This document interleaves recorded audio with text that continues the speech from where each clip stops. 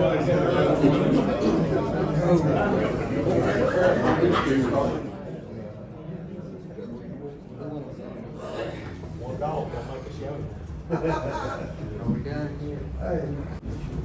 everybody.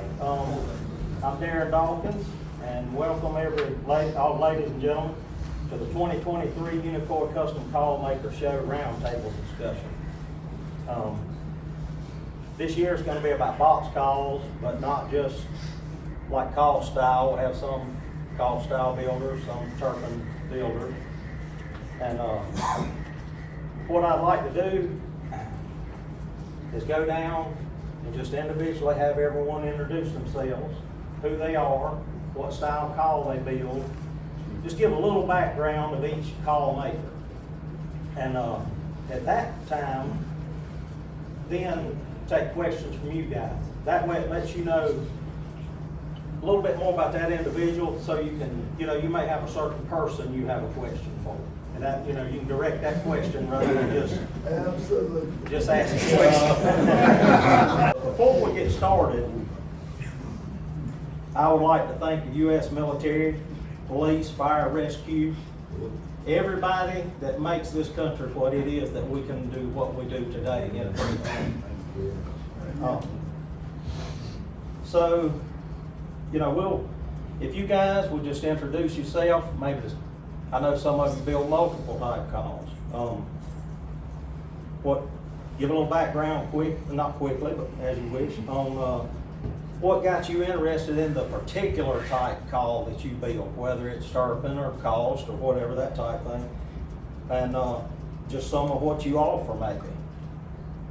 And we'll go from there. Give everybody a little background, a little introduction of yourself, and we'll take questions. Mr. Morgan, have that, buddy. I'm Doug Morgan. I'm from Mississippi. I started, I guess, in '84, my first call. First hot call. And I got into the hen boxes because of Frank Cox. I went up there to get a trumpet, saw a hen box. I said, put me on the list. He said, learn how to make them yourself. But that's where it got started. Right. And then I got started building my belt. Richard one, sent it to him. And then Richard started building, and we kind of fed off of each other after that. That's what it's been going. My name is Jody Harrison. I'm from Asheville, North Carolina. Built my first box in 2010. Never had heard of no call builder. Didn't know anybody. Never heard of Neil Calls. Never heard of Urban Witt. None. Marlin, Lamar Witt. None of them. Raised up there. Not a lot of turkey hunters. Some old ones. Everything was tight-lipped. And had a lynch box that I hated. And I decided I was going to try to build my own. I started turkey hunting in 1990. And 2010, I made one. It was terrible, threw it away. Made another, and it was terrible, threw it away. Another one was terrible. And finally, I made one that sounded sort of like a turkey, and started killing turkeys with it, and would give one to my friend or my buddies, and rest is kind of history. I didn't know nothing about Facebook. My neighbor built me a Facebook page, told me about it, said you need to do some videos. And with all honesty, back in about 2011 or 12, I started doing videos to get honest feedback. What does it sound like? Because nobody around me in my area hunted, and that's why I done it. And that opened up a whole another world. And then since then, I've got acquainted with a lot of other call builders that I look to, that has mentored me somewhat since I started. Once again, I'd never heard of Neil Calls. I don't play checkers. I've checkered 7 boxes. I didn't know that's what everybody done. I didn't. But Irvin has mentored me a lot over the years, as well as Marlin, and even Lamar. has given me pointers, in ways, and Mike Lapp, and other guys, Jeff Lacy, Jeff McCammon. I mean, I think the box call family, we all kind of hold tight, and try to help one another with ideas and things. And so I build a lot of the other calls too, just self-taught, most part, trial and error, about to kill myself a bunch.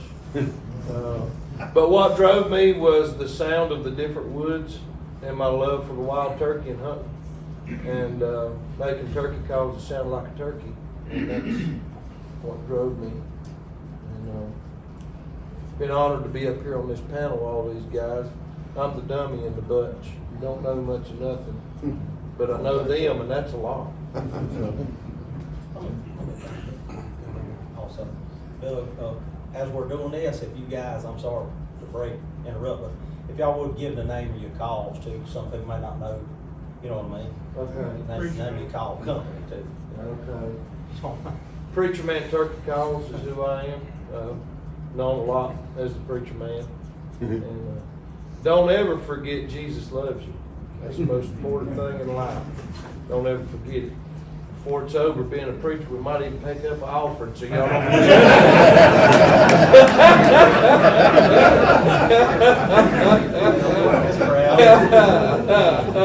Can't get this many people in the room and not candy. It's gonna come from Jeff Rowe anyhow. Listen, you got a can at Marlin's. A lot of us ain't privileged to have a bucket up yonder.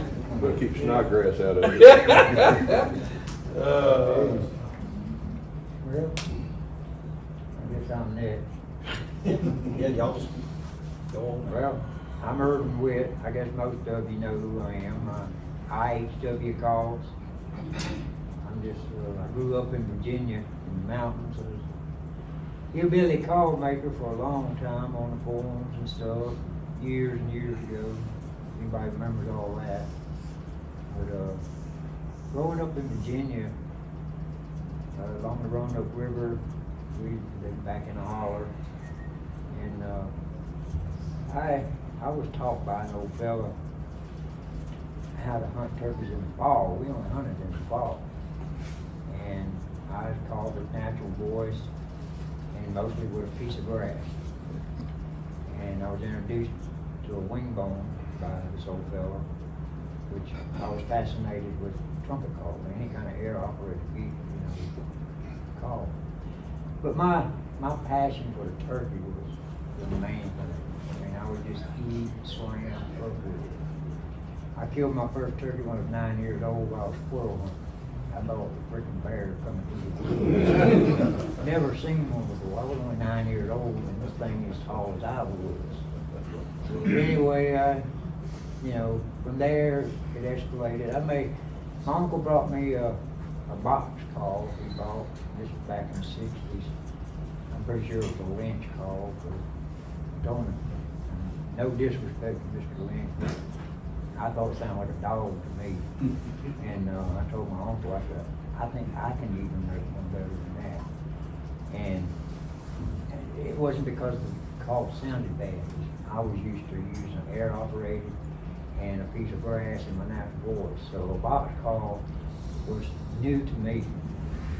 And my life growing up, I was always interested in either improving something that I didn't like or finding out how to make something better. That's just the way I grew up. So life hit me after high school, married and kids and this and that. I knew what turkey hunting was going to do to me. Moving down into South Carolina in 1970, I was introduced to spring turkey hunting. Oh, they hunt turkeys in the spring. And I thought that was too easy. That's wrong. These turkeys are trying to, do their thing, and you're going to shoot their heads off. That's like deer hunting. So anyway, I was introduced to spring turkey hunting, and then it's escalated from there. And then I got back to working and stuff, left it alone.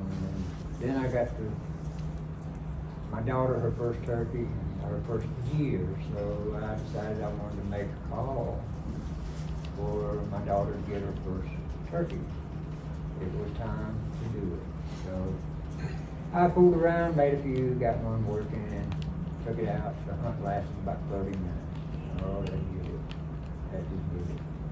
And ever since then, I have been obsessed with box calls, scratch boxes.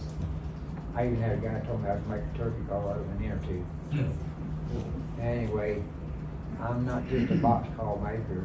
I like trumpet calls, wing bones, scratch boxes, anything to call a turkey that I can pull that sucker into coming to me.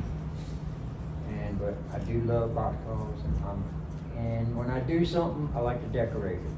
So that's where the carving came in, and that escalated.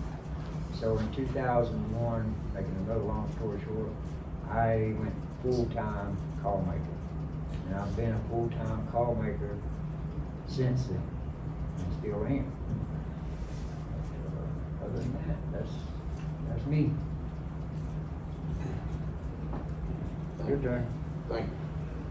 I'm Daniel Harris from Texarkana, Texas, and my name is Dan's Custom Call. That's not, that's who I go by. And the Lord works in strange ways sometimes, and me making a turkey call was a lot of faith, I guess the Lord was doing things, because I guess the best thing I've ever got out of turkey hunting is the folks I've met and the friends I've made. And then the next step was when I got into call making, which I probably made more dear friends and associations and stuff in the call making world than anything I've ever done in my life. And I never worked with wood in my life, never been in a wood shop, I worked for International Paper for 43 years. And I got a late start in life turkey hunting. I didn't start till I was about 35 years old, because I didn't care nothing about it. I tell you in a heartbeat, I ain't getting up at 4 o'clock in the morning to go listen to no darn bird holler. So wasn't gonna do it. So used to crappie fish a lot. Long story short, our lake was all messed up and had this friend. He said, well, I got a friend and up above on Lake Washita in Arkansas. Said we'll go up there and he'll teach us how to turkey hunt. Well, I'm always been a guy, I've been all in or nothing. So I went to the store and bought all the magazines, Ben Roger Lee's tape. That was in '85, the first time I ever turkey hunted. So I was trying to cram, because I wanted to be successful in anything I did, but I didn't know nothing about it. So we went to the mountain. First day out there, I had something making some kind of sound. I don't know what it was. I don't remember. But I heard this, and I didn't know nothing about the mountains either. I was raised in South Arkansas where it's flat. And so I heard this turkey in the holler. If he gobbled one time that morning, he gobbled 150 times. Well, I'd always loved to hunt squirrels and deer, brought up hunting. Well, from that day on, I was totally hooked. I was in on the turkey hunting. So there again, I never even dreamed about making a turkey call. The only thing I knew about a custom call is Albert Paul was at an NWTF show in Little Rock in the late '80s, and I bought a custom call from Albert Paul, and that's the extent of what I knew about a call. So, long story short, 2011 we was in Nashville. Still wasn't interested in the turkey call, but I went to a seminar, had Mike Lapp, which was a legend, and Scott Bayshore talking about how to make a turkey call. So it sounded interesting, and I knew they were, the top shelf, so I wanted to go, hear it. So still ain't thought nothing about it. That was in 2011. So happened I was staying in a Comfort Inn there outside the Gaylord, and I was sitting there one morning eating. There was just two guys sitting over there. You know how these hotel rooms, they got all them tables real, the eating section real close. There was two guys sitting over there. They wasn't 3 foot from me, and I couldn't help but, hearing some of their conversation. I was looking at one of them, and the other had his back to me. So the other one had his back to him, he got up and left. So the other guy said, come over and eat with me. I said, okay. You know, we'd been having a little eye contact, you know, during their conversation. So the guy's name was Jerry Honecker. Excuse me. Turned out to be one of my best friends in life as things went on. And so he told me who he was, and I didn't know it. You know, he said he was a call collector. He said, you know who that guy was that left? I said, no, I ain't got a clue. He said, that's Mr. Bob Harwell. And so Bob become my mentor later, a little bit later. So we sat there and talked, and Jerry was a pretty big call maker, and he asked me, he said, we got talking about it. I said, the only thing I knew about a custom call, I bought one of them out of Paul. So he said, I guess you know Steve and I said, no, never heard of him. You know, because we got talking about custom. And he said, well, I guess you know Darren Dawkins. I said, no, never heard of him. He said, well, oh, you've heard of R. Williams. I said, no, never heard of him. So I didn't know nothing. So anyway, the next day, me and Jerry and Bob Harwell rode over to the show together. And my wife Linda was sitting there at the table eating lunch. There inside, they used to have a little area you could eat back in the day, but now it's all booth. But anyway, we were sitting there, and Bob Harwell, he recognized me. He sat down, and we talked. And Bob Harwell, oh, I wish he was here tonight, but his wife got sick, and he's at the right spot. But anyway, we sat and talked, and Bob is called Blunt Bob for a reason. I mean, he sort of likes your Dawn, or ask him something, he's gonna tell you what he thinks. And so anyway, Bob sort of liked me for some reason. So anyway, that was 2011. So I worked for International Paper for 43 years. 2012 was my last year I retired.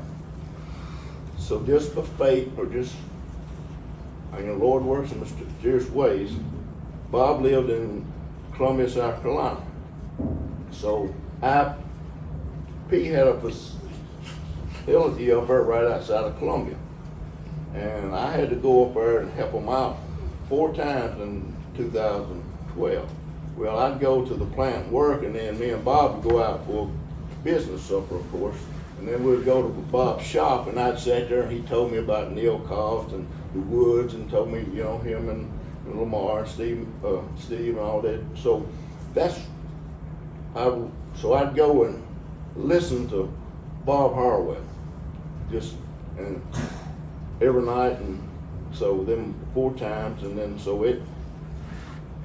and that's where I sort of got the itch to start making a turkey call. So I retired in the end of 2012. In August of 2013, I made my first turkey call that made a little yonk, and it was a cost down call.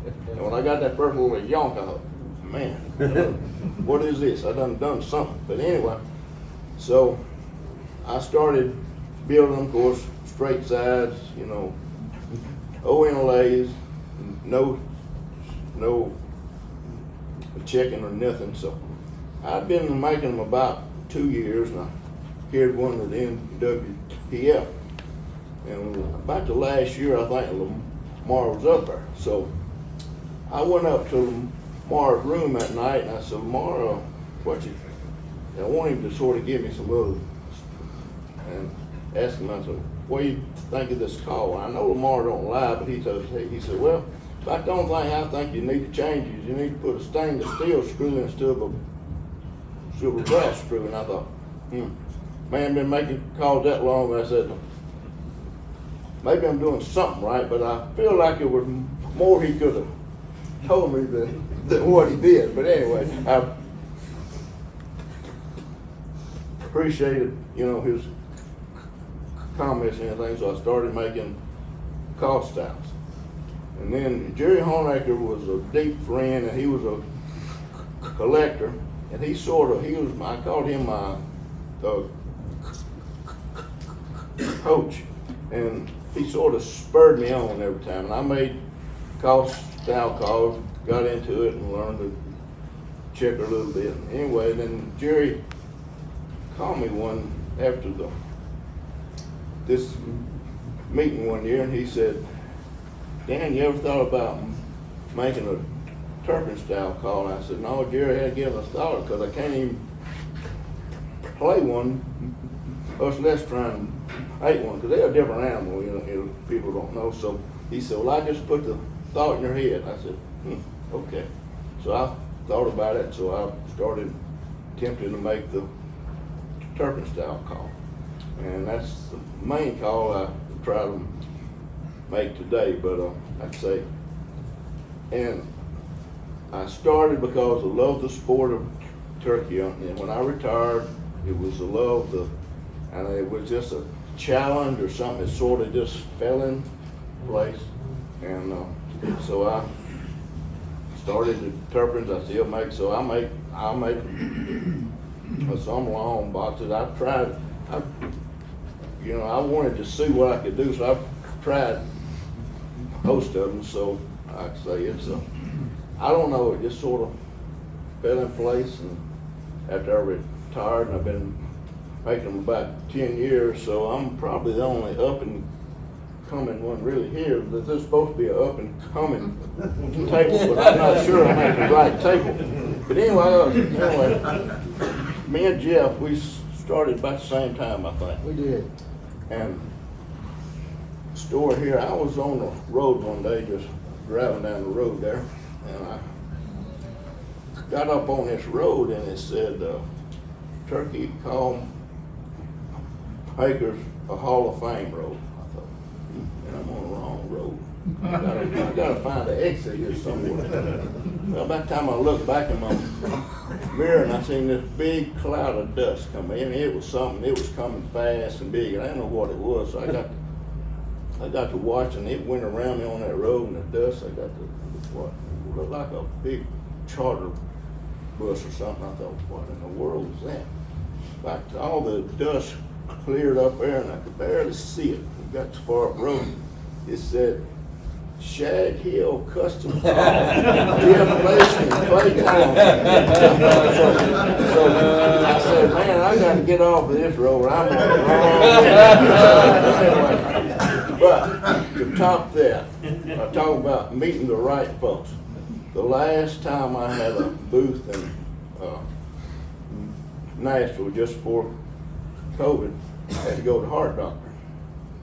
He told me on Friday I had to have heart stents. I already had two. He said, you gotta have two more. I said, sir, I got a show starting Wednesday in Nashville. And he sort of gave me the idea, you got a better chance of getting to the show and making the show if you go ahead and get these heart stents than you do if you don't. So I went ahead and he said, I said, I gotta go to Nashville Wednesday. It's on Friday. So I went ahead and he said, you just take it easy. So I went up there and I got set up and made the show, and I was huffing a little bit. So me and my wife, we broke down and everything, went to the truck. I carried the load out and had me a wagon, but then I put in, I got the truck, turned around, looked around, and well, wife was gonna bring some rest of them. I looked around and there all my stuff come.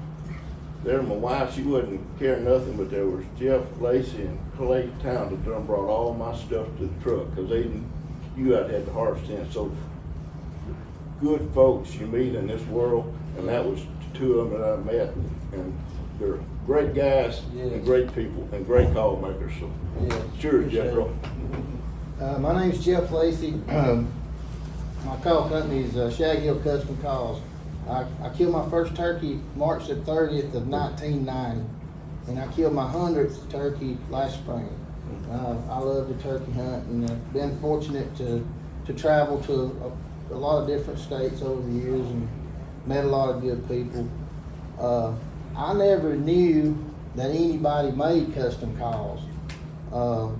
I used to get the old Turkey Hunter magazine, and I'd always see ads in the back, but I never really put it together. For me, a turkey call was going to like a mom and pop store, and there'd be a Ben Lee box call or a Quaker Boy or something, or a Lynch, and that to me, that was, that's the only choice you had. So we got to going each spring for 4 or 5 years. We got to go on to South Texas turkey hunting with an outfitter, and I came back, they picked me up and I came back to the lodge at lunch one day to have lunch and take a break and rest. And I walked in the lodge and I heard this box call, and the playing wasn't great at all, but the box sounded great. And it was running all over the place, up the stairs and down the stairs and in and out. Well, it was a 6-year-old little boy. And he got his daddy's box call, I guess, but he was running around like a wild monkey. He threw it down and ran off some other place. But I went over there and picked it up and I ran it, and man, it sounded 100 times better than my Quaker Boy Grand Old Master that I was so proud of. I turned it over and looked, and it had some writing on it, and at the bottom it said Albert Paul. And I said, man, I've got to have one of these. So that was in 2000. So that was the first time that I realized that, hey, there's guys out here that's making a lot better stuff than you can buy at that mom and pop, hardware store. So I ordered one. It was $85. It was a walnut over cedar. And I hunted with it. I killed 6 turkeys with it. And then the next year, I bought one at Perry from Jerry White. And I killed some turkeys with it. And then the next year, I bought one in Nashville from Al Shoemaker. And I killed some turkeys with this. So this was 2002, 2003, 2004. But I never really thought about making a turkey call. So my grandfather was a master carver. He built fine instruments. He built fiddles, he built guitars, he built dulcimers. He could draw. He had a wood shop. And I liked to go spend time with him when I was a kid. He lived about an hour and a half away, so when school was out in the summer, I'd go spend a couple of weeks with him each summer. But before all that, I was about 9 years old, and I was sitting in the floor at his house, and he was carving the scroll on a fiddle neck. And I was begging him to let me help. I was too young to do that, but I was just nagging him. I was wanting to help so bad. So instead of him telling me to go watch TV or go outside and play, he set his work aside and he left the room. And he came back with a bar of soap and a plastic knife. And he put me to work. He said, here, you carve. So that, I've always thought a lot about that, especially dealing with my boy when he was growing up, not to push him away, to try to include him. But as I got older, he taught me how to work on a bandsaw, how to be safe and how to be efficient. And then we'd move on to something else. And he'd always have a project for us each summer. Like one summer, we built a magazine rack. One summer, we built a checkerboard. But anyway, the thing that I got from him the most that I carried through life is he taught me to be particular and meticulous with my work. No matter what I was doing, he always encouraged me to make it look like it should look, to try to do my best work. So I've built guitars, I built furniture, I built cabinets, I built custom houses. So through my life, anything that I built looked pretty good. So in 2014, for whatever reason, I decided I want to try to build a box call to kill a turkey with. So I had the Albert Paul, Jerry White, and Al Shoemaker call. So I didn't know any of the history of this. I didn't know who Neil Cost was. I didn't know anything. All I knew was that I had 3 box calls that to me at the time looked just alike. They were all the same length, they were the same height, they were all checkered and everything. So that's what I had to work off of. So I had a friend that sold his wood shop, and he brought me a bunch of his wood. And it was just like cherry and walnut and cedar and stuff like that. But that's what I started with. And it wasn't long after I started that I started building some calls that looked pretty good. But they didn't have a drop of turkey in them. They didn't have I struggled and I struggled. Well, at the time, my dad had a textile mill, and he'd work a lot of trade shows. He manufactured mossy oak material and mossy oak padding and carpet and stuff like that. And he worked trade shows. So I would always go and work the show in Nashville at the convention every year because I like to go to the show anyway.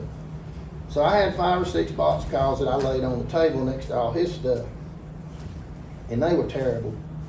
But a guy walked up, and he picked one of my box calls up, and he looked at it, and he said, "Did you do this checker?" And I said, "Yes, sir." And he said, "I'm impressed." He said, this looks really nice." And he turned it around, and he looked at the screw end of it, and he handed it back to me. He said, "That box won't play on the left side." And I said, "None of them will."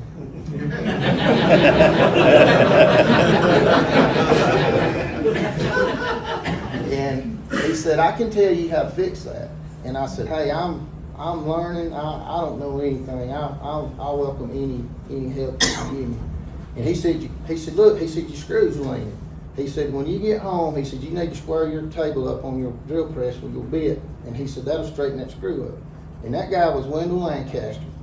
So Wendell Lancaster was the first person that ever tried to help me. And so the next year, I entered a box in the amateur class, and I got 4th place. And man, you would have thought I was the king of the world. I won 4th place in the amateur class. Well, I wanted to buy that box back, and it was on a silent auction, so I was running back and forth from my booth to that, trying to check the bid on it, because I wanted to buy it back if it didn't bring too much. And there was a tall, slender man running that box. And I didn't know who. I knew it was Al Shoemaker, but we didn't know each other. And I asked him what he thought about the box. And he said, "It'll kill a turkey." And he said, "I'm not trying to tell you how to build your call, but I think I can tell you something that might help you if you don't mind." And I was like, "Yes, just anything you can offer me, I would appreciate it." So he felt inside that box, and he said, "You feel that?" And I felt, and I said, "Yeah." He said, "That's got to come out." He said, "You got to get rid of that." He said, "That's got to come out." So he helped me. The next year I went to convention. I ran into Mike Lau and Tim Bullock, and we talked a little bit. So that's how it all got started. And if anybody that builds box calls has ever done anything wrong, it's me. I've done everything backwards and upside down and inside out, and I've used wood that I shouldn't have used, and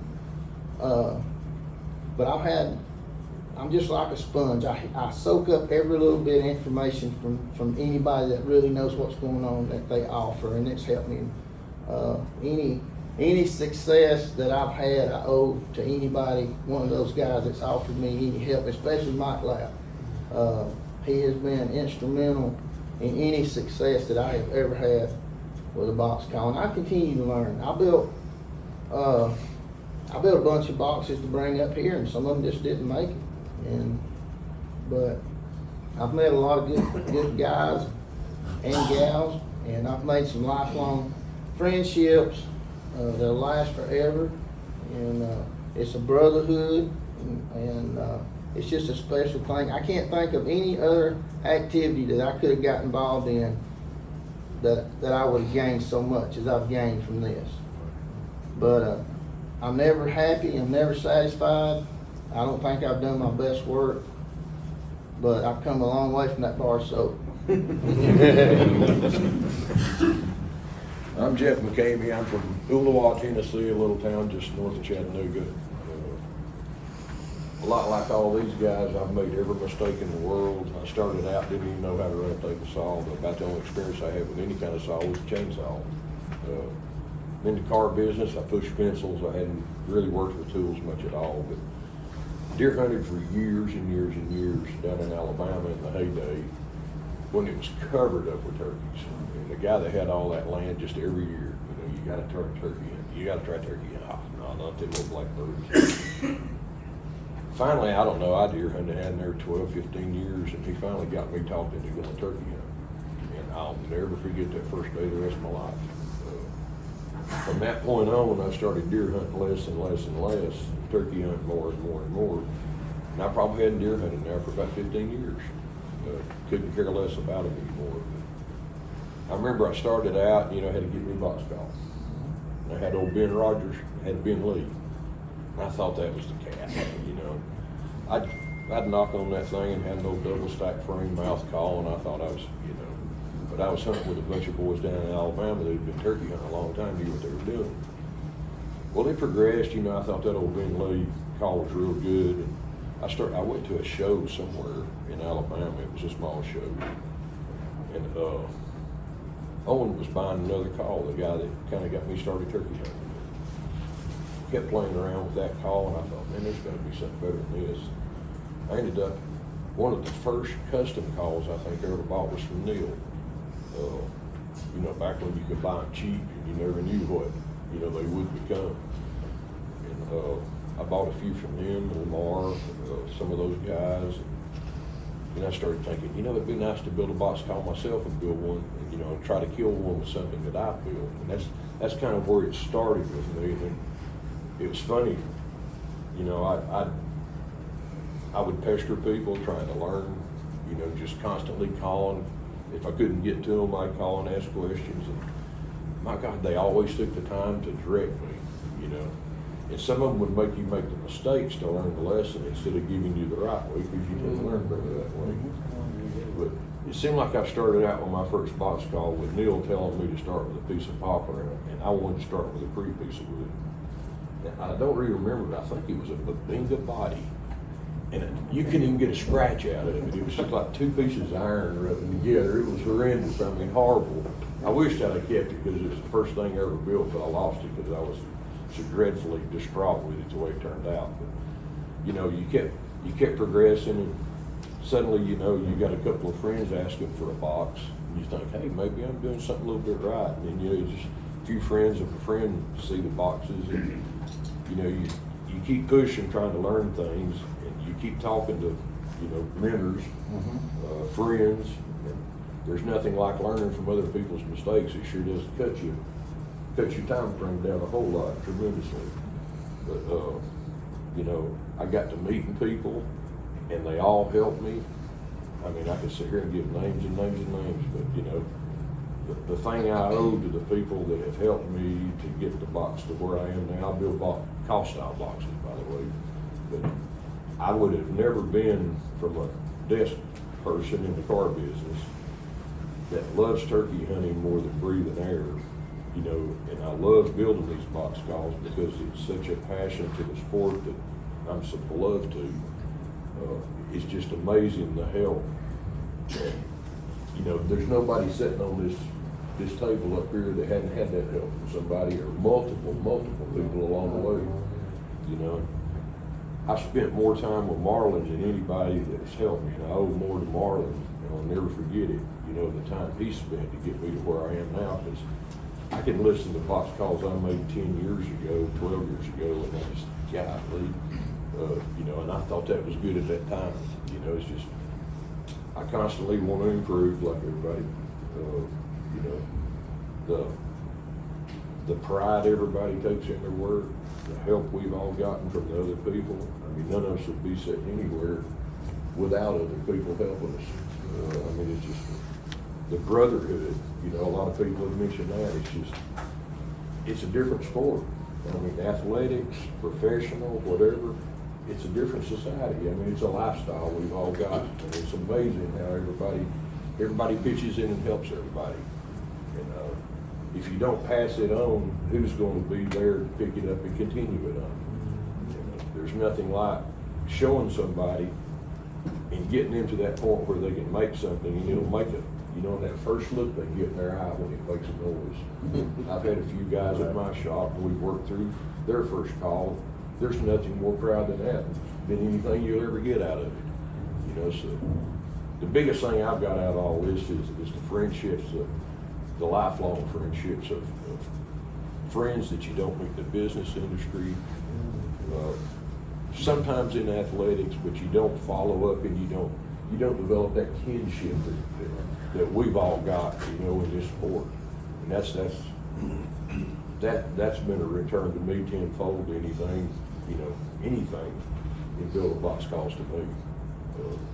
I can talk, I don't have, you know, I'm gonna save my time to pass the offering plate for preacher man.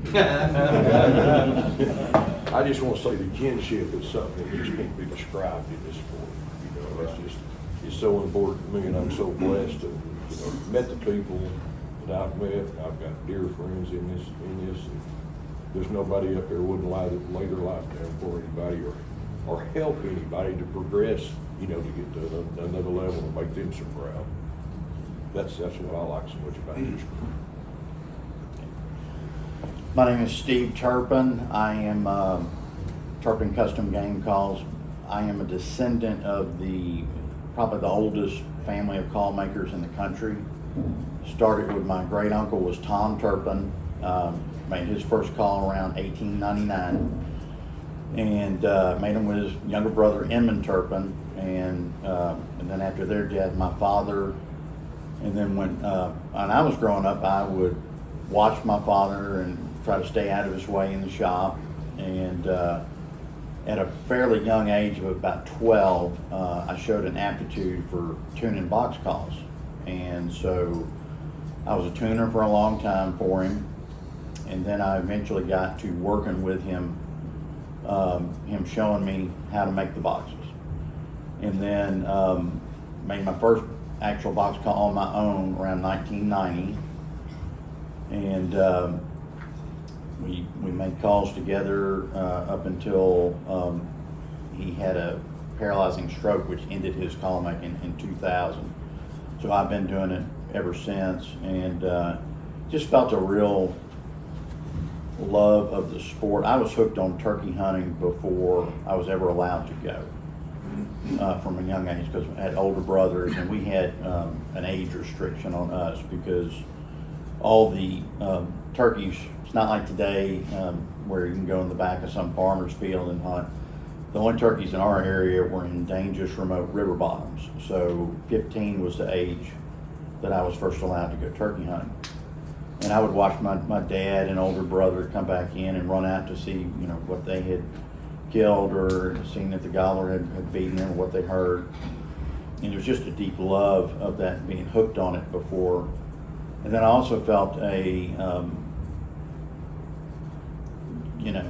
carrying on the family tradition of doing it. I mean, this is just what we do, and try to help other hunters to kill birds, because there's no greater feeling than when a customer calls you and says, "Man, I've been after this turkey for 2 years, and I took your box call out first day, and he flew a creek, and we killed him." And so, or you take a call that you made out, and you're actually communicating with that turkey, and it's just I can't describe the love and passion that I've had for this ever since day one. So that's pretty much.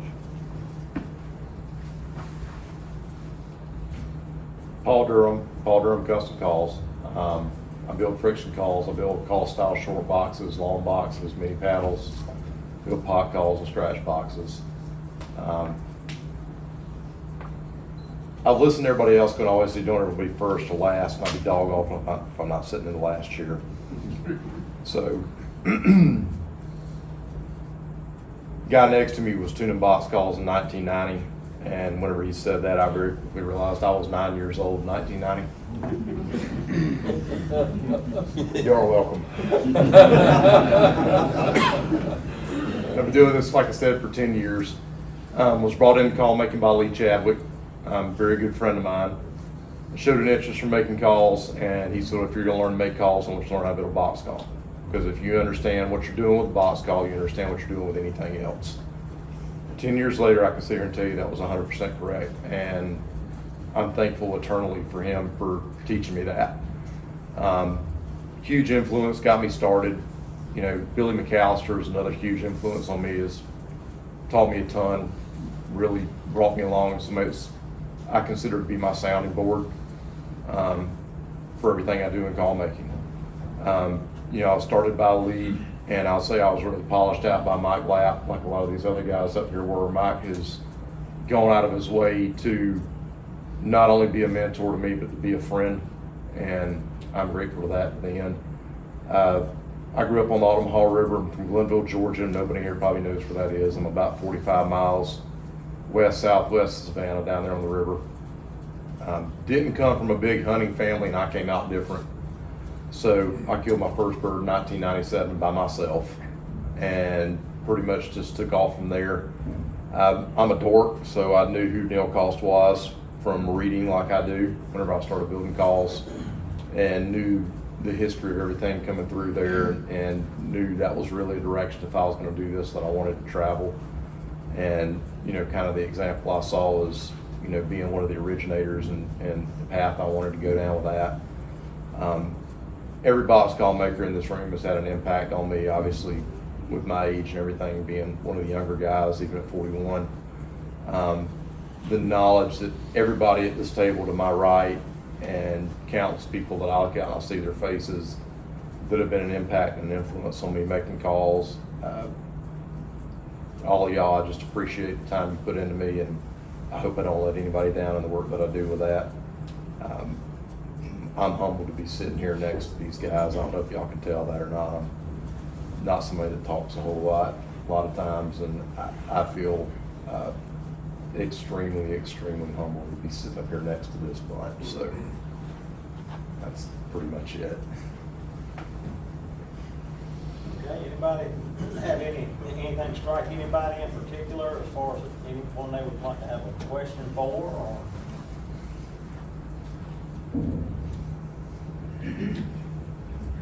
Come on, guys, talk to them. Talk to them, Richard.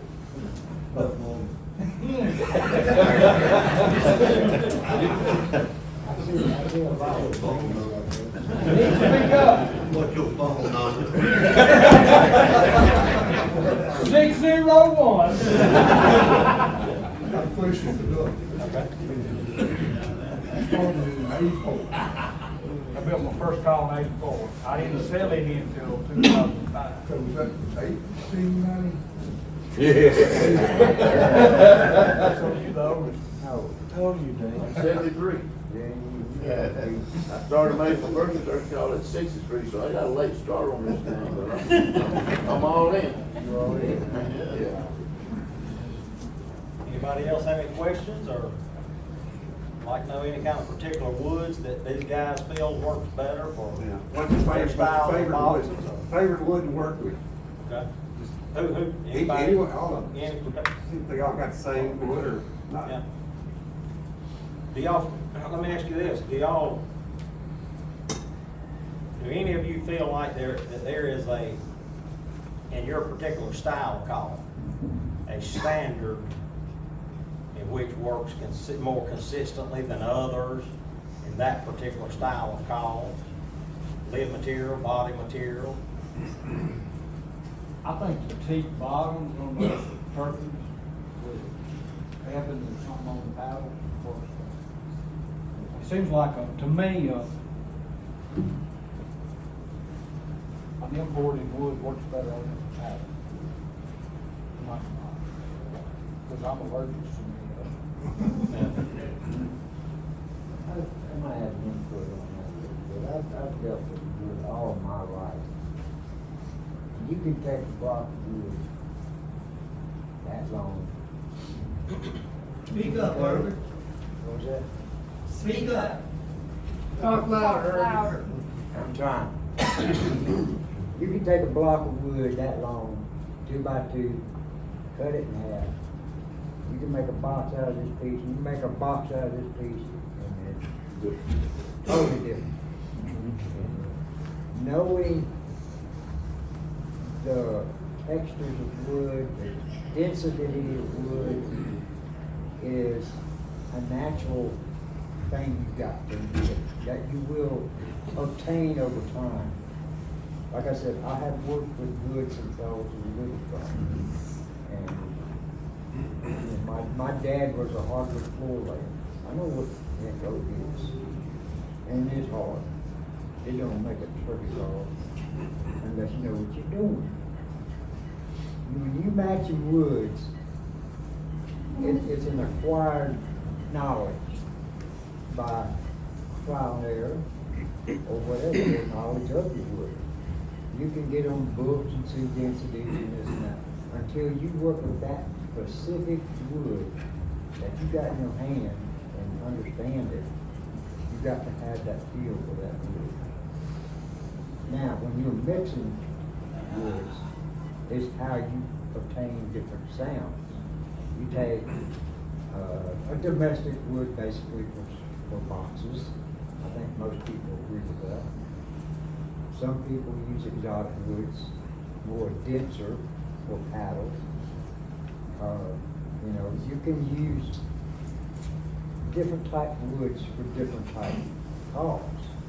But like I said, when you're working with wood, you got so many variables to work with. You've got the density of the wood, the moisture of the wood. And, you know, it's just a lot, it's an acquired thing that you do over years of working with wood. I usually end up with what's left or something I better make quick if I'm gonna hunt, you know. But like I say, it's something for a call maker, it's something that's acquired over time on what's the best wood. There isn't a best wood out there. It's the one that sounds the best to you. By trial and error, and which is you can obtain every time. Like I said, each call maker has their own ear for what they want to hear, what they think a turkey sounds like. And, you know, this fellow here might like my call, that guy would sound like crap. You know, it's just an acquired thing. You know, I can't please everybody, he can't please everybody, and I know he can't please everybody. But it's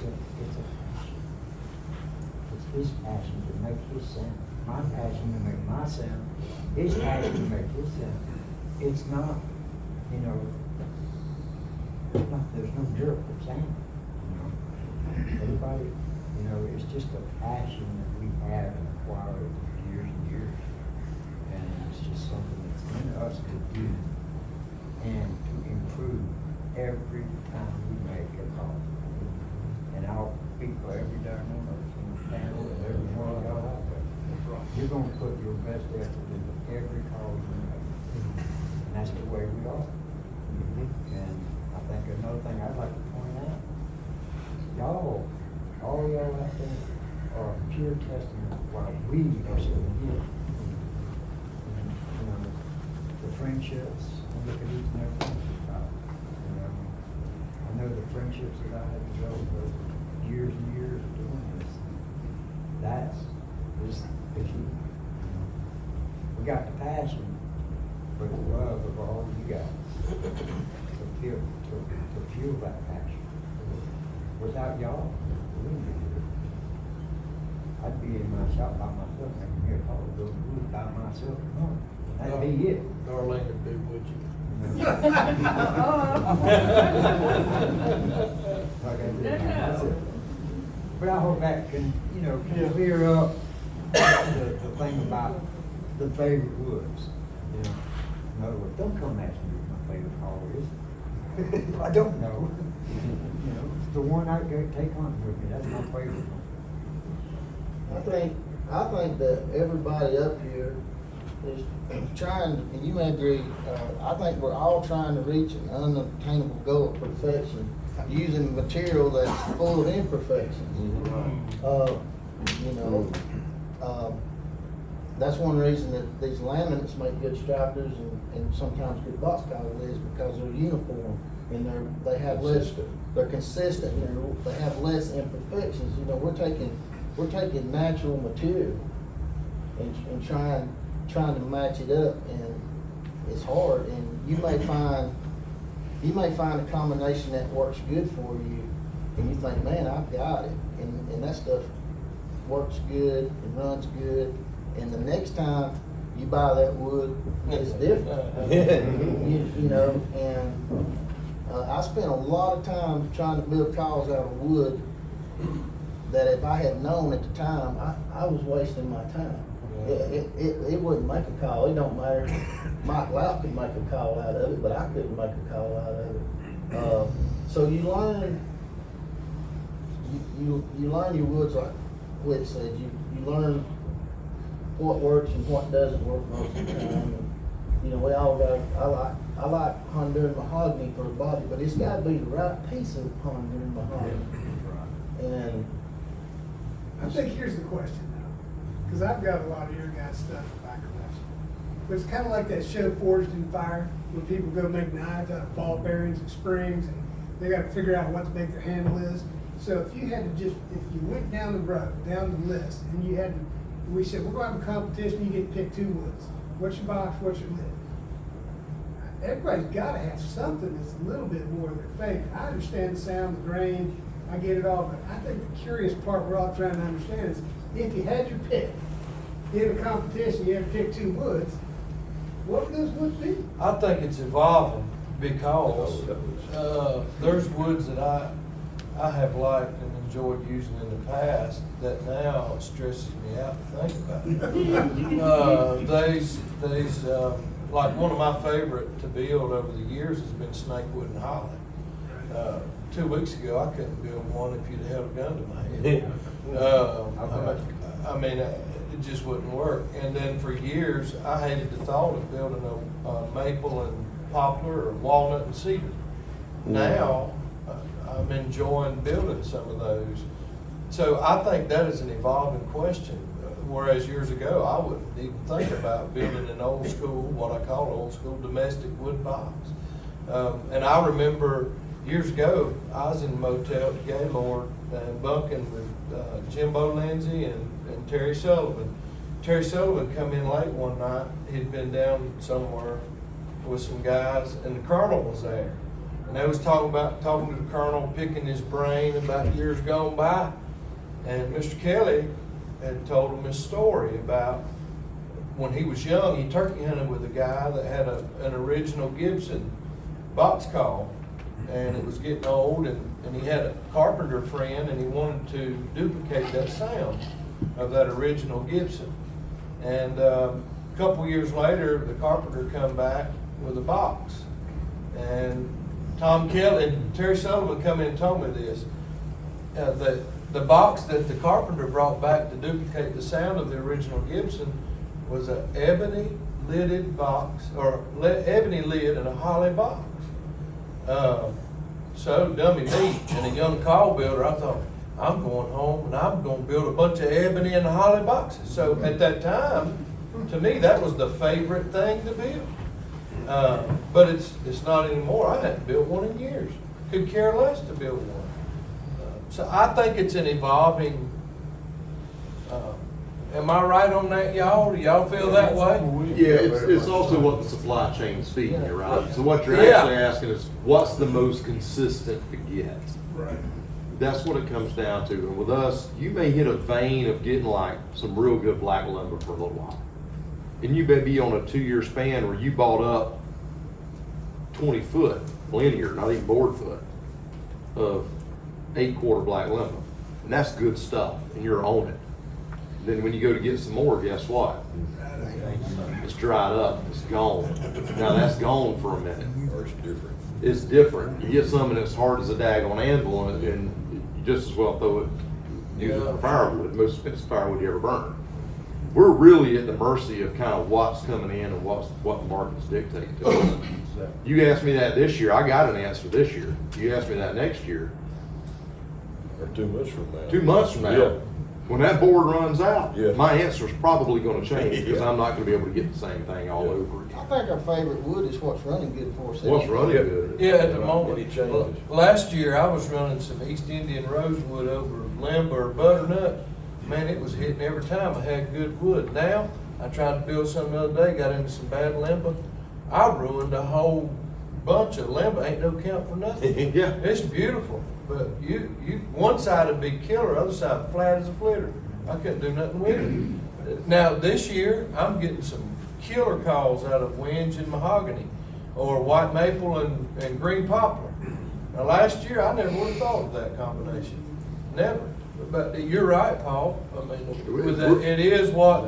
It's dictated to us It by is. what we're getting at that time, really. It is, I think you're right, yeah. Yeah. Yeah. And I was on the other. So, I got a question, when y'all talking about what you're getting for wood, are y'all looking for that specific grain pattern when y'all buy wood, or you just taking whatever the woodman has? I'm looking for a grain pattern whenever I get it. I'm looking specifically for a certain grain pattern or and density. I gotta feel that board, I gotta feel it with my hands, I gotta look at it. You know, it's got to be right. Most wood yards hate a call maker. No. Right. They hate hawks. I want to ask a question to the panel up here, guys. Have y'all, I felt like I've experienced this, y'all have too probably. Have y'all found that certain woods for certain states is better than it is from other states? Yes. Yeah. Yeah. Different minerals in the soil, I guess. Yeah, there's certain woods, if somebody says, well, I got this from down yonder, I wouldn't touch it. Wouldn't matter how pretty it was or what it looked like. But they could say it come from over there in this part of the world. For instance, butternut from way up north is typically a whole lot better than butternut from the southern part. The same way we use beech, we get it out of Canada, the southern beech, I mean, it's just no good. Yeah, You know, you want that tighter grain pattern. yeah. Let me ask y'all something. You talked about Albert Paul a while ago. Albert Paul makes what he calls his Henry Davis call, which is ebony over holly. When you look at it, it's a shorter box. According to Albert, he makes a full-size call style box that is ebony over holly. I asked him, I said, Mr. Albert, I said, why don't you offer this on your webpage? And he said, oh, it's just an old raspy sounding call. Have y'all noticed that you've got to play around with the length and sound chambers of your boxes on different particular woods? Absolutely. Yes. I know Jody, yours is probably a little bit smaller than any of the rest of these guys as far as the inside the sound chamber up here. But have y'all noticed that the different woods, especially holly lots of times has a tendency to be a little bit deeper? Some of my first boxes were shorter, they were 6 inches, and as a rule, I learned that the harder the box would, typically, the shorter the sound chamber you could get by with. And holly would work in a short box because it was a little harder. I could get sound out of a 4-inch sound chamber, but at that time I made it wider at the mouth. And so a 4-inch sound chamber would work in holly, but you try a 4-inch sound chamber in butternut and see what you're gonna work with. So the harder the box wood, usually you can get by with that shorter sound chamber. You've got to adjust for that density, because when you think about it, what is sound? Sound is vibration, Vibration. right? It's all vibration. You got vibration running in 2 directions in that sound chamber. You got it running, for lack of a better term, east to west, west to east. You got it running horizontally, and you got it running vertically. And you got to control that both ways, and sometimes that means on a real hard wood, you're going to have to tighten that up a little bit to get better control over that. Otherwise, it can get a little out of hand with you real quick. Do you guys tend to tune your calls more towards the type of sound that works in the geographical area where you live? What do you? Well, I mean, I'm in Texas, so our birds respond a little bit differently than in some other areas of the country. So what I'm asking is, when you tune your calls, I mean, you can tune a call that works great in, say, North Carolina, but it's not as hot and spicy as it is in Texas with the Rios. I'm just asking, when you tune them, do you tune them more to where you live, or just try to find that middle of the line sound? Turkey's turkey. I got my ear. Yes. I tune to the one that's in my head. Yeah, that's right. Everybody, hens are so different sometimes, you know, they got all kinds of different variations, and everybody's got that hen in their head that they like. And I tune to the turkey that's there that I like, and it's just, you know, that's just me, but I don't think about where it's going, I tune to the one that's there. Everybody's voice sounds different, right? But if you listen to the cadence of your speech, it's all the same for every person. If you close your eyes and you listen to every hen, they're all gonna sound different. That note still has the equal number of parts, no matter where you're at. You've got to roll over, whatever. It's got to have a rollover. When you all were introducing yourselves, you were all talking about various people that have been mentors to you. Let's flip the table and say you're up here in front of all of us because you've earned that.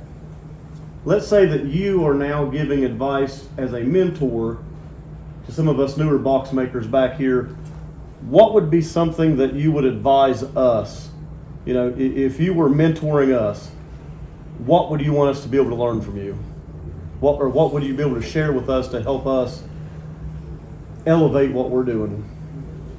I can tell you one thing that helped me is I got to a point, I got aggravated one night working on a box call, and I just took it out on the box.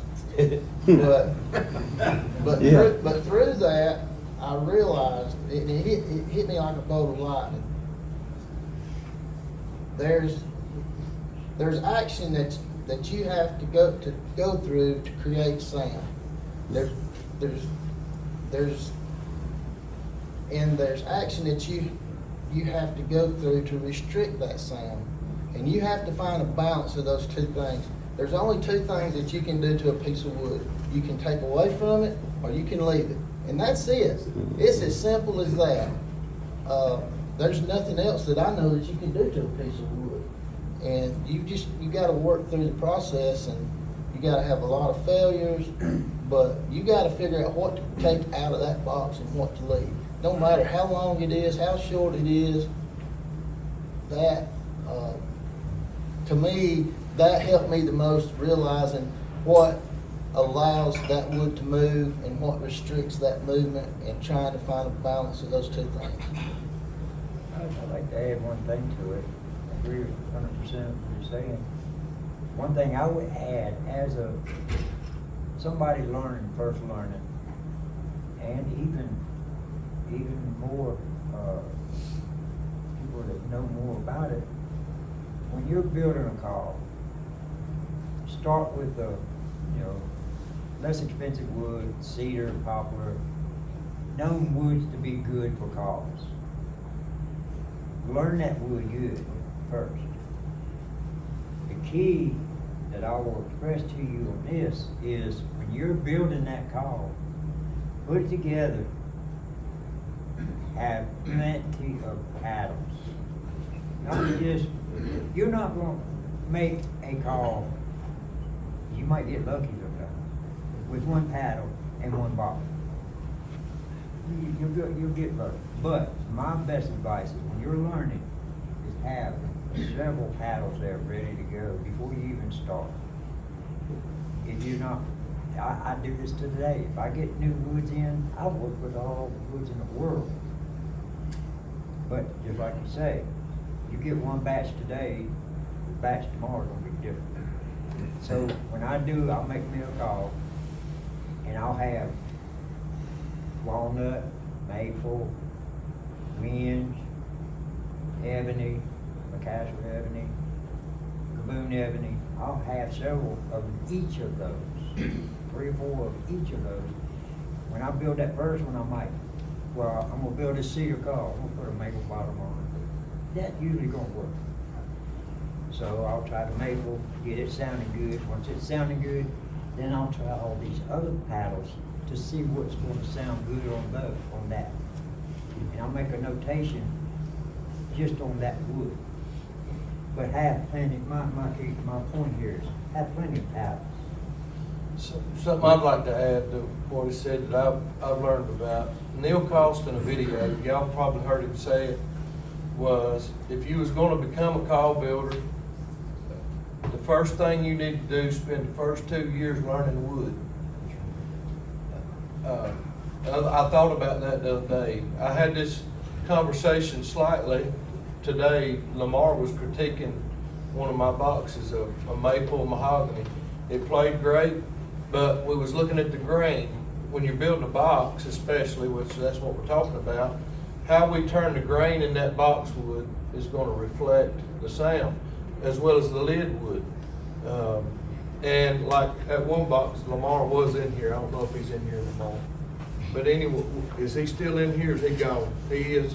Well, anyway, what he's showing me was how the grain on my paddle, the call sounded good on both sides, but it was grabbing on one side more than it was. And I had my grain a little wrong. That's a nice running call, but he was critiquing me and helping me by understanding the turning of the grain. I remember calling Jeff McCammon 3 or 4 years ago. I was building a long box. Now I called you, you may or may not remember, and I was trying to tune it. and it was a pecan box, and I forget what paddle I had on it. It was a long box, and I told you, Jeff, I don't know what in the world. It was a beautiful piece of wood. I couldn't get it to play. I said, one side's killer, left side wouldn't play. And you said, I don't know.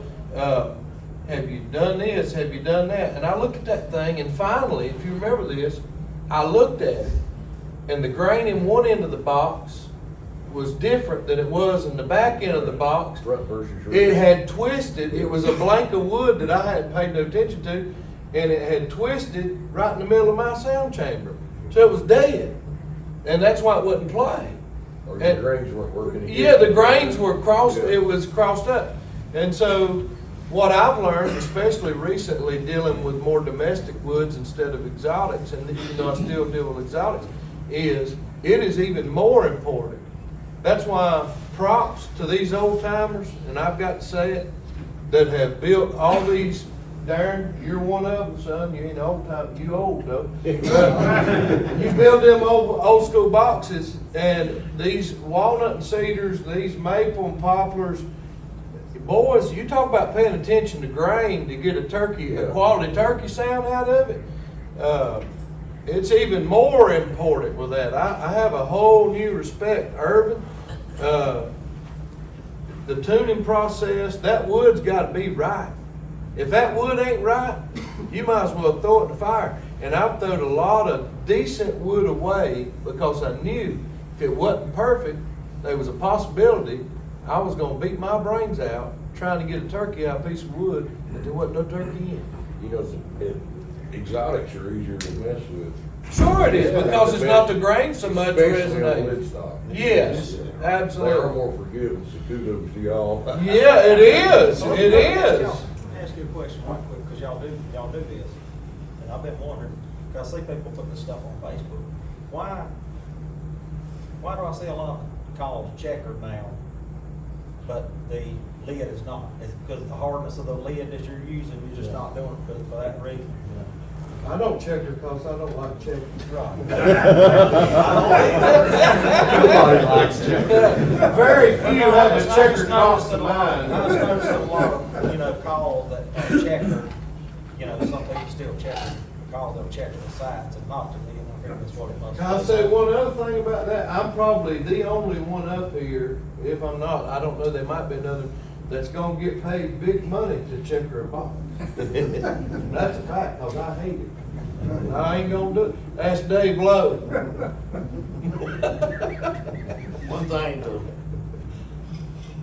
his question is, I'm the opposite from Mr. Wood. He worked with wood all his life, he said. I didn't know nothing about wood when I first, and what I knew is what I heard Bob Harwell taught me in his shop when I'd go there and listen. He would teach me about the orientation of the box, orientation of the lid, and I didn't know nothing about wood or woodworking. In fact, I kept Mar on the phone one time, half an hour trying to tell me what quarter sawn wood was. I mean, I didn't have an idea.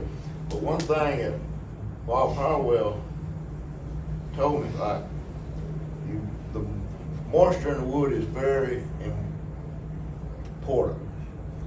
And he told me, and I always didn't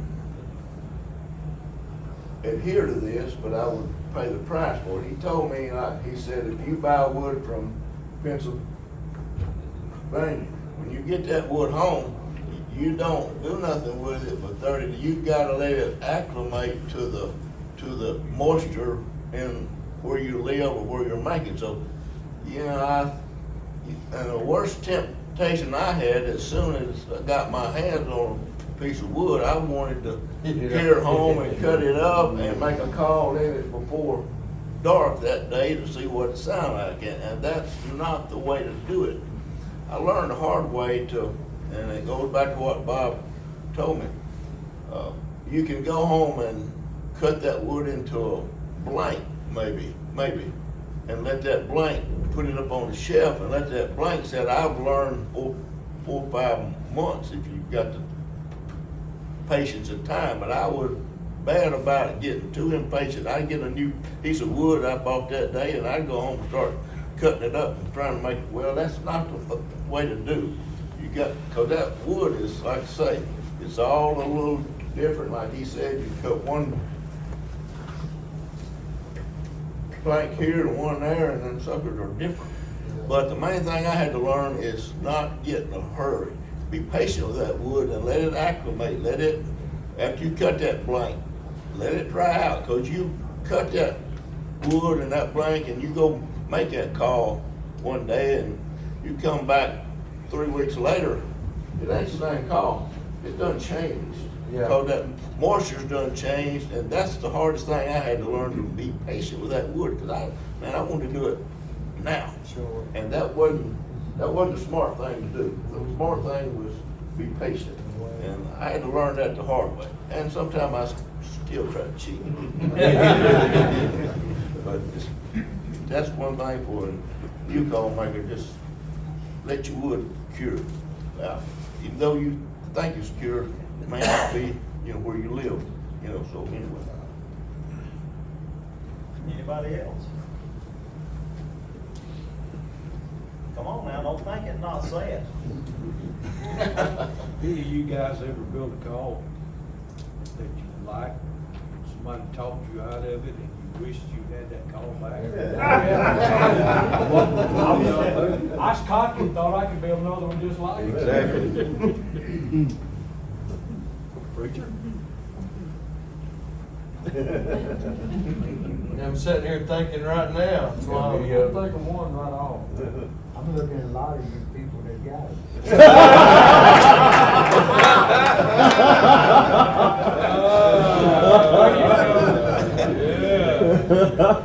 Do you have another now? I'm looking at you. Guys, if y'all don't have any more questions, it's getting about time to wrap it up. If anybody thinks of anything tomorrow, these guys will be around. They'll be glad to answer any questions. Just go up to them and ask them, and they'll be glad to share whatever questions you may have. And in ending, thank you for the panel. Thank you for your time. Appreciate it all. And also, Josh Painter, thank you for all you do with the video work. And thank you all for coming.